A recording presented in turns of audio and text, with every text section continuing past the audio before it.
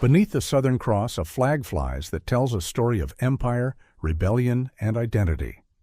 But is it truly Australia's flag, or a relic of its colonial past?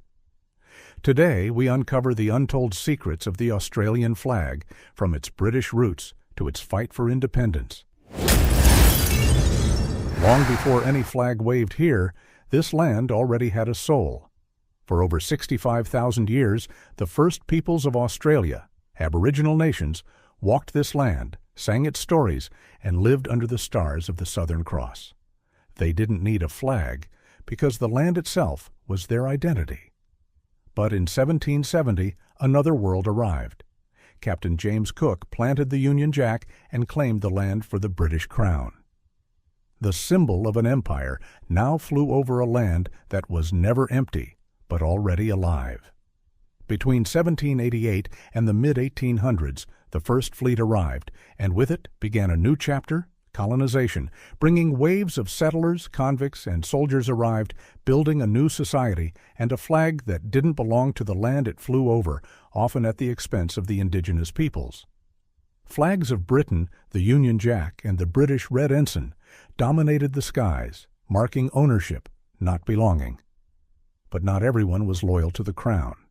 During the 1854 Eureka Stockade, gold miners in Ballarat rebelled against unfair taxes and government control.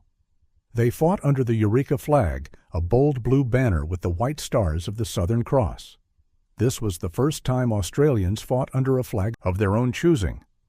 The rebellion was crushed, but the Eureka flag became a lasting symbol of defiance, of a people beginning to demand their own identity. Fast forward to 1901, Australia federated, uniting 6 colonies into one nation under the British Crown. A new country needed a new flag. So the government held a public competition to design it. Over 32,000 entries flooded in, from school children to professional artists. Some designs were bold: kangaroos, boomerangs, stars, and shields. Others were simple: stripes, crosses, and suns. In the end, 5 near-identical designs were chosen as winners, merged into one final flag. The winning design? A mix of old and new. The Union Jack stayed in the top left corner, showing loyalty to Britain. Below it, a large 7-pointed star, the Commonwealth Star, representing the unity of the 6 states, and later territories. On the right, the Southern Cross constellation, visible only in the southern hemisphere, symbolizing Australia's place in the world. And so Australia's flag was born, a blend of old empire and new nation. But was it truly free? Or was it still chained to the past? On September 3, 1901, the Australian Blue Ensign was raised for the first time in Melbourne. It was official. Australia had a flag. But was it truly its own? When World War I broke out in 1914, thousands of young Australians fought under the Union Jack and the new flag, side by side. The Anzac troops at Gallipoli in 1915 forged a sense of Australian identity separate from Britain, even as the flag still bore the Union Jack. Through both world wars, the flag became a symbol of courage and sacrifice. Returned soldiers draped it over coffins, raised it on battlefields, and carried it in victory marches. Through World War II, the flag gained emotional weight, but it was still a flag born under empire's shadow. By the mid-20th century, something changed. Australia was no longer just a colony. It was becoming its own nation. Yet the flag still kept the Union Jack, tying Australia to a colonial past it had begun to outgrow. By the 1960s, Indigenous Australians had endured centuries of dispossession, massacres, and forced assimilation. While the Blue Ensign became the official national flag, not all Australians felt represented. For Indigenous Australians, it was a reminder of colonization, invasion, and the pain of lost lands. In 1971, artist and activist Harold Thomas, a Luritja man, designed the Aboriginal flag, a bold statement of identity and resistance. Black for the Aboriginal people, red for the earth and the blood spilled in their struggle. Yellow circle for the sun, the giver of life. When this flag was first flown during the National Aborigines Day March in Adelaide, it sparked controversy, but also pride. Over time, it became a symbol of survival for Indigenous Australians. This flag flew during protests, land rights movements, and rallies. Authorities tried to suppress it, but the more they resisted, the more powerful it became. By 1995, the Aboriginal flag was finally recognized as an official flag of Australia. It wasn't just cloth, it was a heartbeat of survival. For many, this was a step toward reconciliation. For others, it was a reminder that Australia still wrestled with its past. The 1960s were a turning point. Indigenous Australians, once excluded from the census and denied many rights, fought for recognition. In 1967, over 90% of Australians voted yes in a referendum to include Indigenous people in the census and give the federal government power to make laws for them. The flag, still bearing the Union Jack, flew high during this era, but its symbolism became complicated. To many Indigenous Australians, it didn't yet tell their story. This sparked debates. Should Australia create a new flag, free of colonial symbols? Or should it keep the Union Jack to honor its history? For the first time, Australia began to confront its original sin. Yet, while laws changed, symbols did not. The flag still spoke the language of colonizers. By the late 20th century, the flag became a battleground of identity. Republicans argued it was time for a flag without the Union Jack, a flag that truly represented Australia as an independent nation.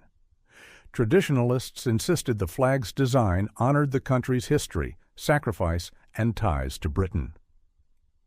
In 1988, during Australia's bicentennial celebrations, protests erupted. Indigenous activists marched under the Aboriginal flag, declaring, "White Australia has a black history." The flag debates grew louder during the 1999 referendum on becoming a republic. Although the republic proposal failed, the question remained, can a flag truly represent a nation if it doesn't speak for all its people? Today, Australia flies 3 official flags: the Blue Ensign, national flag, the Aboriginal flag, the Torres Strait Islander flag, representing Torres Strait Islander peoples. At sports events, protests, and national ceremonies, these flags sometimes appear together, sometimes apart, reflecting a country still defining its identity. For many Australians, the Blue Ensign is a proud symbol of achievements, sacrifices, and unity. For others, it's a colonial relic that doesn't reflect modern Australia. The debate continues. Should Australia keep the Union Jack in its flag, or finally create something new? Few flags stir emotion quite like Australia's. At the Sydney 2000 Olympics, the world watched as Cathy Freeman, an Aboriginal athlete, ran not just for gold, but for her people. When she won, she did something unforgettable. She carried both the Australian flag and the Aboriginal flag during her victory lap. The stadium erupted. Millions cried. For a moment, the two flags, so different, so divided, flew together as one. In that lap, Cathy Freeman gave Australia a vision of what unity could look like. It was a powerful image, 2 histories, side by side, not in conflict, but in harmony.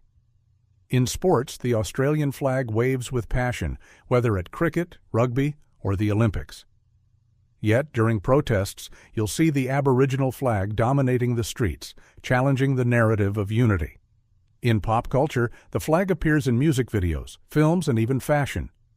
But its meaning changes depending on who displays it and why. But flags can unite, and they can divide.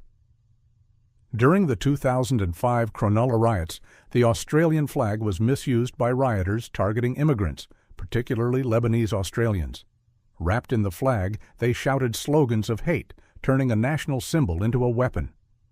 How can a flag stand for freedom if it's used to spread fear? This sparked nationwide debates about what the flag truly means and who it really represents. Over the decades, designers have proposed hundreds of alternative flags. Some remove the Union Jack, replacing it with a star or boomerang motif. Flags with gold kangaroos or boomerangs reflecting unique Australian culture. Hybrids blending the Aboriginal colors with the Commonwealth star. Some of these designs have gone viral online despite passionate campaigns. No alternative has yet gained enough support to replace the blue ensign.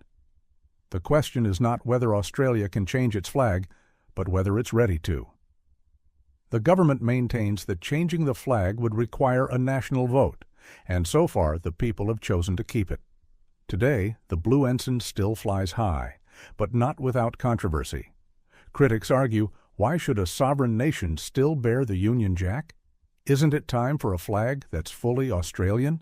Supporters respond, the flag honors our history, our soldiers, our link to the Commonwealth. You can't erase the past by changing a piece of fabric. The debate is fiery. Politicians avoid it. Polls show most Australians still support the current flag, yet among younger generations, support for change is growing. The Australian flag is more than just fabric. It's a canvas where history, identity, and hope collide. To some, it honors soldiers, pioneers, and the nation's achievements. To others, it's a painful reminder of colonization and exclusion. But perhaps the flag's story isn't finished. Perhaps the future isn't about choosing one flag over another, but learning how to let them fly together, as Cathy Freeman once showed the world. Like Australia itself, it's still evolving, still searching for a way to honor all its people. Australia's flag carries the weight of an empire, the stars of the Southern Cross, and the voices of generations. It has been carried into wars, raised in protests, celebrated in stadiums, and sometimes burned in anger. It's a symbol that divides and unites, questions and answers, remembers and dreams. It is a flag that asks questions Australia has yet to answer. So the next time you see it flying high, ask yourself, is this the flag of Australia's past or the flag of its future? Let us know in the comments, because history is not just remembered, it's written. From the Southern Cross to the heart of the Outback, Australia's identity continues to evolve. If this journey opened your eyes, hit that like button, subscribe to Shadow of Nations, and tell us, should Australia change its flag? Your thoughts might just shape history.